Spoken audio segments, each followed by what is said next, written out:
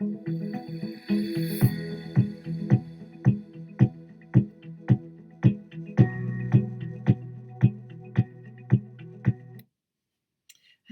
and welcome to Tutoring with Becca's second video, all about ambition in Macbeth.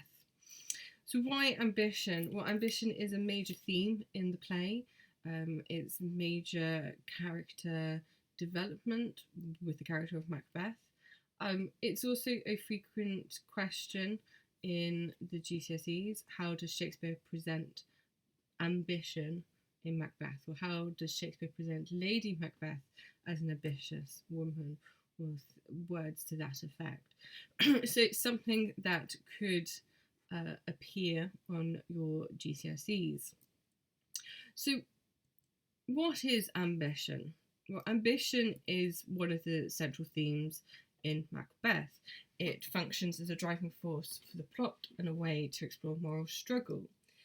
It's also presented as powerful but dangerous. It can inspire greatness or cause corruption when left unchecked.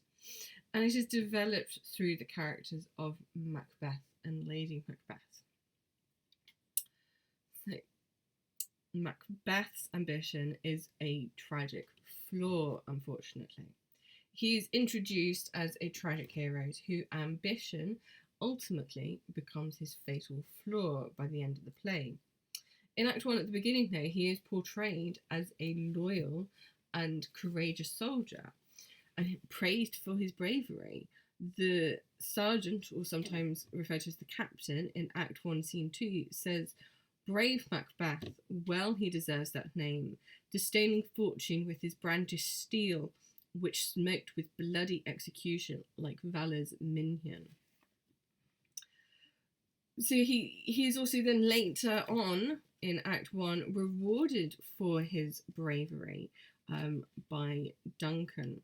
Duncan says, "No more than the Thane of Cawdor shall deceive our bosom interest. Go, pronounce his present death, and with his former title greet Macbeth." It is the witches, Macbeth meeting the witches in Act 1, Scene 3, that marks a turning point in his character.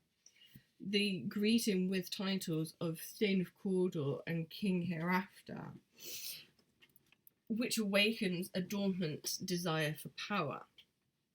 And it is these prophecies in Act 1 that begin Macbeth's transformation from a noble figure to one that is increasingly driven by ambition and later on paranoia.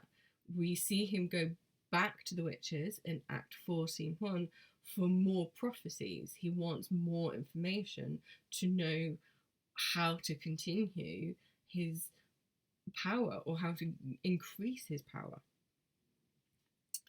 Ambition is also a moral conflict for Macbeth. His ambition develops gradually rather than appearing suddenly. It's not really until the end of Act 4, Scene 4 in Act 1 even, after Duncan has pronounced Malcolm as his heir, as the Prince of Cumberland, the future King of Scotland, Macbeth, in an aside, says, "The Prince of Cumberland, that is a step on which I must fall down or else overleap, for it in my way it lies. Stars, hide your fires, let not light see my black and deep desires." So Macbeth realises that Duncan making Malcolm an heir to the throne is an obstacle if Macbeth wants to become king. He knows at this point, before we've met Lady Macbeth, that his desires are evil. They are black and deep, and he doesn't want the stars, aka the heavens, aka God, to see his dark and deep desires. He also hesitates, however, and considers the consequences of murdering Duncan. In Act 1, Scene 7, he says, "If it were done, 'tis done, then 'twere well it were done quickly," suggesting that he wants it to get done, over and done with. Let's just do it and get it done, because it needs to be done quickly, as opposed to we need to take our time and plan this carefully. This soliloquy shows that he is not necessarily evil, but he is also torn between his ambition and his morality. We see that again in Act 2, Scene 1, when he sees the dagger floating before me. He says, "Is this a dagger which I see before me, the handle towards my hand?" So the dagger is got its handle towards its hand, suggesting him to lead him on. And he's like, "But a dagger of the mind, a false creation, proceeding from the heat-oppressed brain." So is he imagining this dagger because he's struggling with his morality? Is it his conscience that's creating this? Or is it ambition? What is creating this dagger that he sees? And it is his ambition that eventually overpowers his conscience, partially due to Lady Macbeth's influence and his growing desire for power. The effects of power on Macbeth show his ambition becoming uncontrollable after murdering Duncan. He grows increasingly paranoid and begins to rule through fear and violence. Macbeth orders the murder of Banquo of Fleance at the beginning of Act 3, and then the murder of Macduff's family in Act 4. Because he views Banquo, Fleance, Macduff, and Macduff's son as threats. It's important to note that both Macduff and Banquo have children. Banquo has a child, he has an heir, which Macbeth does not. So does this fuel his frustration and ambition, his desire for power, and his paranoia? Banquo also got his own prophecy from the witches. The witches say, let me find it, they say, lesser than Macbeth and greater, not so happy, yet much happier. Thou shalt get kings, though thou be none. Which suggests that his ancestors, Banquo's ancestors, will be kings. Macbeth cannot have descendants, be kings, because he doesn't have children. And so Macbeth's ambition blinds him from the suffering he causes and isolates him from others. And it is this isolation and moral decay that eventually lead him towards eventual downfall. He becomes... Lady Macbeth's ambition is slightly different. She represents the seductive and manipulative aspects of ambition. From her first appearance, she is shown to be highly ambitious and determined to see her husband become king, and therefore she becomes queen. After learning the witch's prophecy, she immediately begins plotting Malcolm's murder. And it's her decisiveness and ruthlessness that contrasts with Macbeth's initial hesitation surrounding Duncan's murder. Through the ambition, Lady Macbeth rejects morality. In Act 1, Scene 5, Lady Macbeth calls upon the spirits to unsex her. Now, she's not asking to be made to be turned into a man, but asking to be stripped of her feminine qualities that are associated with compassion, nurturing, and have them replaced with more masculine qualities.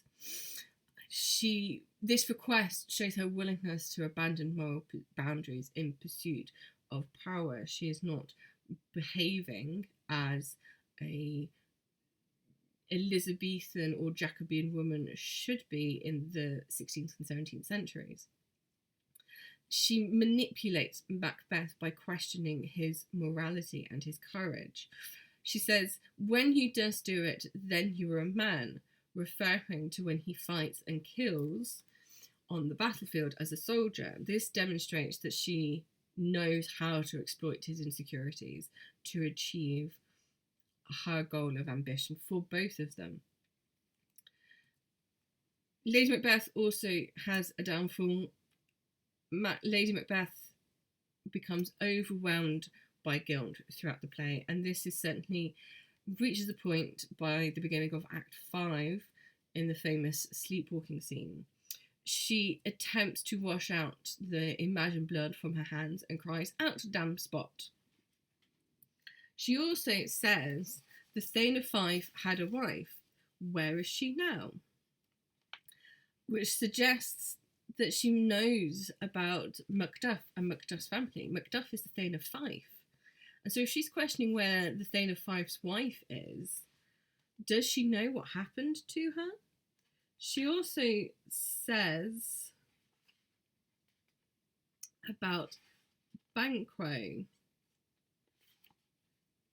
She says, "Wash your hands and put on your nightgown. Look not so pale. I tell you again, Banquo's buried. He cannot come out on's grave." So he cannot come out of his grave, which also suggests that she knows what happened to Banquo, or at least knows that Banquo is dead, and that Banquo's ghost is haunting Macbeth. The scene in Act 5, Scene 1 shows that ambition without morality leads to serious psychological consequences. It also links back to Act 2, Scene 1 and 2, where Macbeth comes back from killing Duncan and his hands are covered in blood. Lady Macbeth's guilt and madness ultimately contribute to her death, and we understand that she takes her own life as a result of the guilt that she feels. The ambition and the supernatural are also linked. Supernatural plays an important role in shaping the theme of ambition in Macbeth. The witches are a catalyst. They present and tempt Macbeth with prophecies of power in Act 1 and Act 4. And he goes back in Act 4. Their statement, "Fair is foul and foul is fair," right in the very first scene of the play, Act 1, Scene 1, establishes the play's moral ambiguity. It is both what seems good is bad and what seems bad is good. Although the witches do influence Macbeth, they never explicitly instruct him to act. They never say, "Go kill Duncan." They just say, "You will be King of Scotland one day." They never say, "Go kill Macduff's family," or anything like that. They just give him certain pieces of information, which raises the question about whether Macbeth's ambition is self-driven or externally influenced. Are the witches at fault for Macbeth's actions, even if they didn't say, "Go kill this person"? In Act 4, Scene 1, we have the apparitions.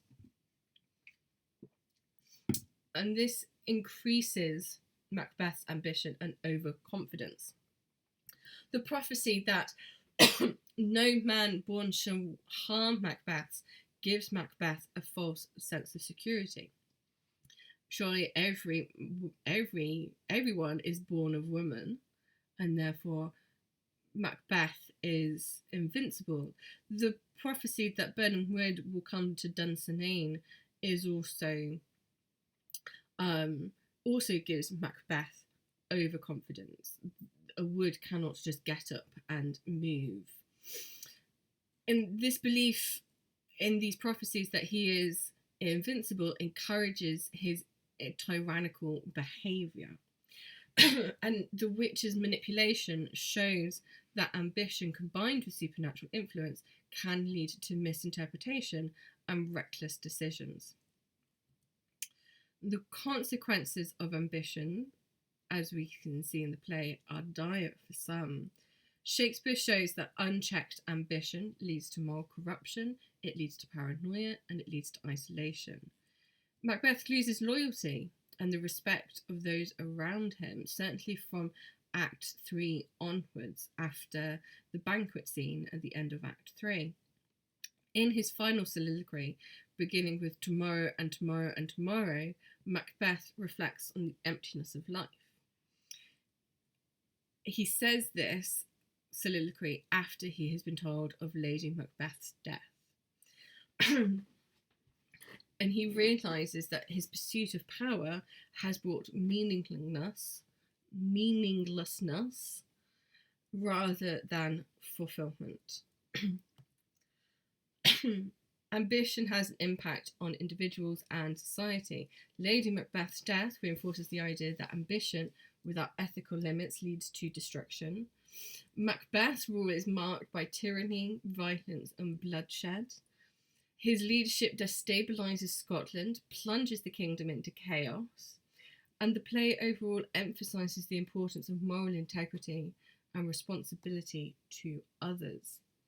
Without checks and balances, Macbeth's ambition becomes overwhelming. It leads to destruction rather than glory, and that is the problem with ambition in the play of Macbeth.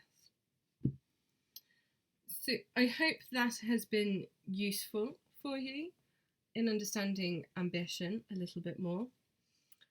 Thank you for watching. Please come back for other videos. And if you want to know more about ambition and Macbeth overall, there's a Guide to Macbeth ebook written by myself, available at tutoringwithbecca.co.uk.